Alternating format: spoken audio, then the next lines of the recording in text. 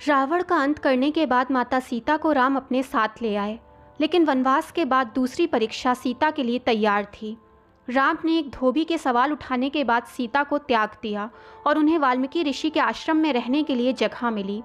यहाँ उन्होंने अपने बेटे लव और कुश को जन्म दिया और उनका पालन पोषण किया।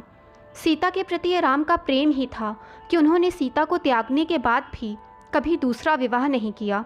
वो सीता की अनुपस्थिति में उनकी कमी को पूरा करने के लिए यज्ञ में अपने साथ सोने की गुड़िया लेकर बैठते थे। सोना इसलिए क्योंकि इसे सबसे पवित्र माना जाता है।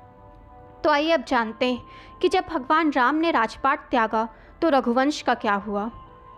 भरत के मामा का घर कैकेय में था और वहाँ जाने के लिए मार्ग वाल्मीकि ऋषि की रामायण में वर्णित है। वो मार्ग सिंधु बलूचिस्तान से होकर गुजरता है और बोलन पास को पार करते हुए कैस्पियन समुद्र के किनारे पहुंचता है। कह सकते हैं कि आज का कजाकिस्तान कहीं कैकैया राज हुआ करता था। उम्मीद कर सकते हैं कि कजाकिस्तान में कभी आर्यों के होने के पुरातात्विक सबूत मिल सकें, जो वास्तव में कैकई के गृहनगर थे।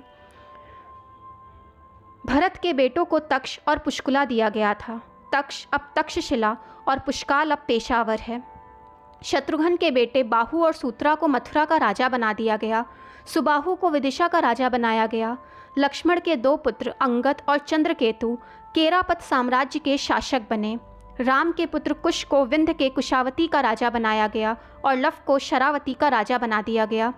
भगवान राम के राजपाट छोड़ने के बाद कुश अपनी सेना के साथ अयोध्या आए और वहाँ का शासन संभाला। उन्होंने कुमुदावती से विवाह किया और अतिथि के पिता बने। एक अन्य जानकारी के अनुसार लव कुश के 50वीं पीढ़ी में शल्य का जन्म हुआ, जो महाभारत काल में कौरवों की तरफ से युद्ध में शामिल हुए थे। दोस्तों, जानकारी पसंद आए तो चैनल को लाइक, सब्सक्राइब एंड शेयर करें ताकि चैनल की नोटिफिकेशंस आपको मिलती रहें।